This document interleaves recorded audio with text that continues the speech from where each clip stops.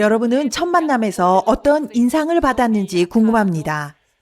로베르토, 교황님께서는 투명성과 공동의 참여, 그리고 개개인의 양심을 존중하는 가치를 강조해 오셨습니다. 지난 3주 동안의 경험을 비춰볼 때 이 말씀들이 여러분에게 어떤 울림으로 다가왔는지 궁금합니다. 아주 좋은 질문인데요. 오늘 아침에 안드레아가 미리 질문을 알려줘서 준비를 좀 준비했어요.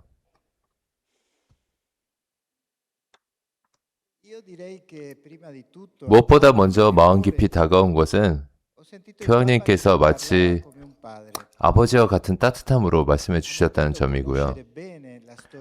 교황님께서는 여러 교회 운동의 역사는 물론 저의 운동에 대해서도 깊이 이해하고 계셨어요. 특히 깨라 선정 이후 저희가 겪고 있는 이 어려운 시기를 정확히 꿰뚫어 보고 계신다는 인상을 받았습니다. 교황님의 말씀은 저희를 깊은 공동식별의 여정으로 초대하고 있습니다. 우리가 물려받은 카리스마에서 무엇이 본질이고 무엇이 본질이 아닌지를 명확히 구분하라는 요청입니다. 시간이 흐르면서 덧붙여진 요소 중에는 때로는 복잡하거나 긴장이 되거나 갈등을 유발하는 것들이 있습니다. 바로 그러한 요소들이 투명성을 흐리고 조작의 위험성을 낳기도 했어요. 예를 들자면 비밀주의와 같은 태도인데 이는 결코 복음적이지 않습니다. 교황님께서는 우리에게 분명히 말씀해 주셨는데 우리가 공동체의 삶을 복음적 가치로 채우지 않는다면 자칫하면 세속적인 기술적인 방식에 매몰될 위험이 있다는 것입니다. 프란치스코 교황님도 표현을 하셨는데 이는 곧 죄에 물든 삶의 방식이 될 수 있습니다. 반대로 우리가 복음을 완전히 살아낼 때 공동체 안에서는 복음의 빛이 빛나게 될 것입니다. 나아가 우리 각자의 내면과 양심 속에 깃든 빛 또한 밝게 드러날 것입니다. 레오 교황님의 가르침은 우리가 지난 10년 넘게 이어온 이 여정인, 즉 남용, 학대로부터 상처받은 이들의 목소리에 귀를 기울이고 인간의 존엄을 대화의 중심에 두어서 이 노력이 옳았음을 다시 한번 확인시켜 주셨습니다. 교황님의 말씀이 이미 여정을 시작한 우리에게 확고한 격려가 되었는데 이것이 우리는 이 격려를 넘어서 우리 교황님께서는 우리를 회심으로도 부르셨다는 사실에도 귀를 기울여야 합니다.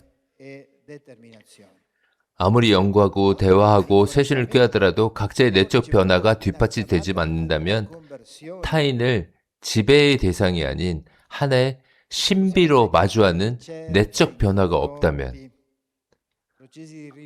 우리는 과거의 잘못된 관행을 되풀이할 수 있는 위험에 직면하게 될 것입니다.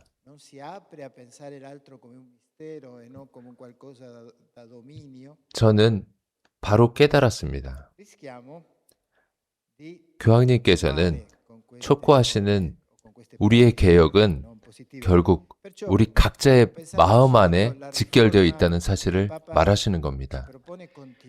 개인의 회심, 회개가 전제되지 않는 제도적인 개혁은 결코 지속될 수 없기 때문입니다.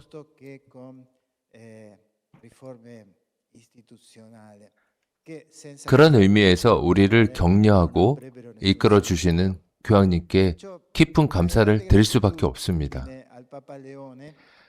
교황님의 연설에는 이 운동에 대한 확고한 신뢰뿐만 아니라 우리가 더 나은 삶을 살아갈 수 있도록 인도하는 가르침이 담겨 있습니다. 감사합니다. Grazie.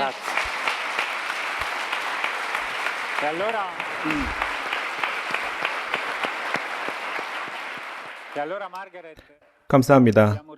마가렛, 이제 우리는 총회 전체 여정을 다시 한번 되돌아보고 레오 교황님과의 만남도 다시 떠올려 보았습니다. 그렇다면 이제 미래를 어떻게 바라보아야 할까요? Allora, 조금 전에 들은 레오 14세 교황님의 말씀은 전체를 다 들어봐야 할 것입니다. 그 내용은 참으로 놀랍고 깊은 의미를 담고 있습니다. 그 중에서도 특히 제 마음에 남은 한 가지는 교황님께서 일치는 사랑, 곧 서로 간의 사랑으로 길러져야 한다고 하신 말씀입니다. 그리고 바오로 사도의 고린토 신자들에게 보낸 첫째 서간을 인용하셨습니다. 사랑은 너그럽고 사랑은 인내하며 사랑은 존중한다고 말합니다. 이러한 교황님의 말씀과 같은 맥락에서 저는 끼아라의 한 생각을 여러분과 나누고 싶습니다. 이것은 우리 운동의 핵심, 바로 일체로 우리를 다시 이끌어 줍니다.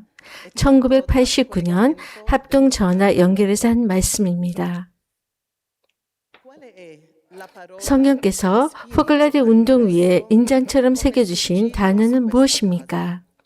하늘이 이 운동을 구상하고 이 땅에서 실현하기 시작했을 때 주신 그 단어는 무엇입니까? 우리는 이미 알고 있습니다. 바로 일치입니다. 일치는 우리 영성의 정수를 요약하는 단어입니다. 그것은 하느님과의 일치이자 형제 자매와의 일치입니다. 더 나아가 우리는 형제 자매와 하나가 됨으로써 비로소 하느님과의 일치에 이르게 됩니다. 성령께서는 우리가 하느님을 발견하고 그분과 일치할 수 있는 매우 고요하면서도 복음적인 길을 밝혀주셨습니다. 그것은 바로 형제를 사랑함으로써 하느님을 만나는 길입니다. 우리가 모든 형제 자매와 하나되는 노력할 때 비로소 하느님을 만나게 됩니다. 이렇듯 형제들 사이에 하느님의 현존을 모실 때에만 그분과의 일치는 확실해지며 우리 마음속에 살아 숨쉬는 그분을 체험하게 될 것입니다.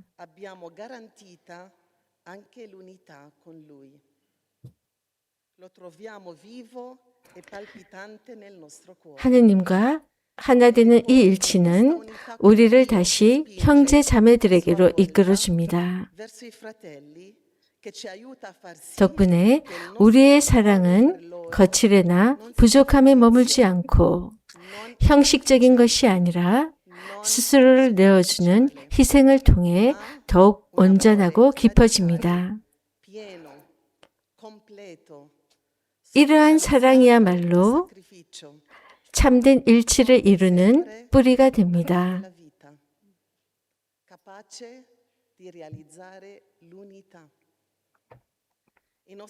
우리의 모든 규칙서는 바로 이 일치를 기초로 삼습니다.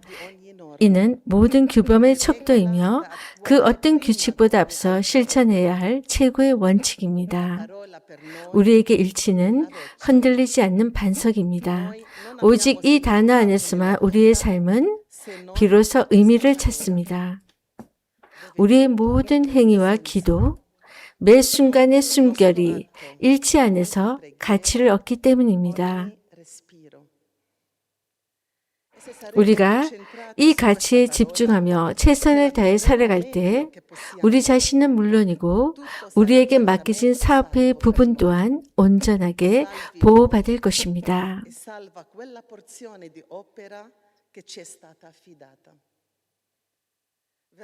앞으로 우리 운동의 전반이나 특정 지역에 지금과는 전혀 다른 시련이 닥칠 수도 있습니다. 지금은 비록 위로와 결실, 빛과 열정이 가득한 시기일지라도 말입니다. 언젠가 어둠과 혼란의 시간이 찾아올 수 있습니다.